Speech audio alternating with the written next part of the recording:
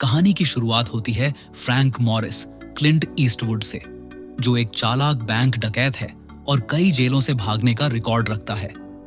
18 जनवरी 1960 की रात उसे अल्काट्राज आइलैंड की हाई सिक्योरिटी जेल में भेजा जाता है, जो सैन फ्रांसिस्को बे में एक टापू पर है। जेल का वार्डन पैट्रिक मैकगोहन फ्रैंक को चेतावनी देता है कि अल्काट्राज से कोई कभी भागा नहीं, क्योंकि चारों तरफ ठंडा समुद्र और तेज धाराएं हैं। लेकिन फ्रैंक, जो दिमाग से तेज है, उसी मुलाकात में वार्डन के डेस्क से एक नेल क्लिपर चुरा लेता है। फ्रैंक जेल में कुछ कैदियों से मिलता है।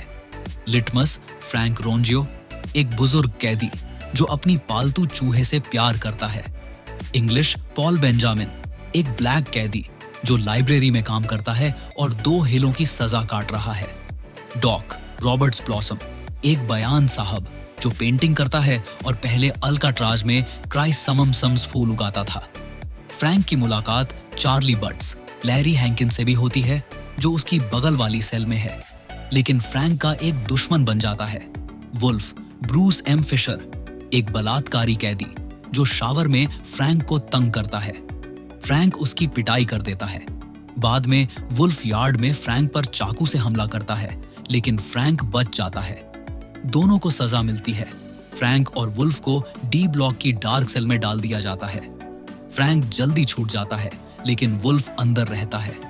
इसी दौरान फ्रैंक को अपनी सेल के सिंक के नीचे वेंटिलेटर ग्रिल में एक कॉकरोच दिखता है। वो नेल क्लिपर से कंक्रीट खुरचता है और देखता है कि नम हवा और समुद्र के नमक की वजह से दीवार कमजोर हो चुकी है। उसे भागने का आइडिया आता है। वो अपने पुराने दोस्तों जॉन एंगलिन, फ्रेड वॉर्ड और क्लैरेंस एंगलिन, जैक थिब्यू, जो बैंक डकैत भाई हैं, और चार्ली बट्स को प्लान में शामिल करता है। चारों कैदी भागने का प्लान बनाते हैं। वो चम्मचों, ड्रिल, वैक्यूम क्लीनर मोटर से बनी और फेंके हुए आरी के ब्लेड्स से अपनी सेल्स के वेंटिलेटर ग्रिल के आसपास की दीवार खोदते हैं। शोर छुपाने के लिए फ्रैंक अपनी अकॉर्डियन बजाता है। वो पेपर मैशे से अपने चेहरों जैसे डमी हेड्स बनाते हैं, जो बेड पर रखकर गार्ड्स को बेवकूफ बनाएंगे। बार्बर शॉप से चुराए बालों से डमीज को रियल लुक देते हैं। वो रेनकोट से इन्फ्लेटेबल राफ्ट और लाइफ जैकेट्स भी तैयार करते हैं। इस बीच जेल का माहौल और सख्त हो जाता है। वार्डन को डॉग की पेंटिंग्स में अपना पोर्ट्रेट दिखता है, जो उसे पसंद नहीं। वो डॉग से पेंटिंग का हक छीन लेता है। गुस्से और दुख में डॉग कारपेंट्री शॉप में अपनी 3 उंगलियां काट लेता है।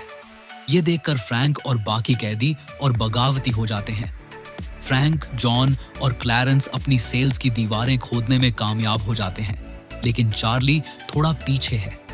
फ्रैंक रात को पासेजवे में जाता है और छत तक का रास्ता चेक करता है।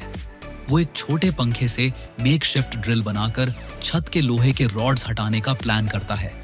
प्लान तैयार है। भागने की तारीख 11 जून 1962 तय होती है। 11 जून 1962 की रात भागने का वक्त आता है। फ्रैंक, जॉन और क्लैरेंस अपनी डमी हेड्स बेड पर रखते हैं और वेंटिलेटर ग्रिल से निकलकर पासेजवे में जाते हैं, लेकिन चार्ली की ग्रिल अटक जाती है। वो आखिरी मिनट में हिम्मत जुटाता है, लेकिन तब तक देर हो चुकी होती है। वो छत तक नहीं पहुंच पाता और उदास होकर सेल में वापस बैठ जाता है। फ्रैंक और एंगलिन भाई छत पर पहुंचते हैं।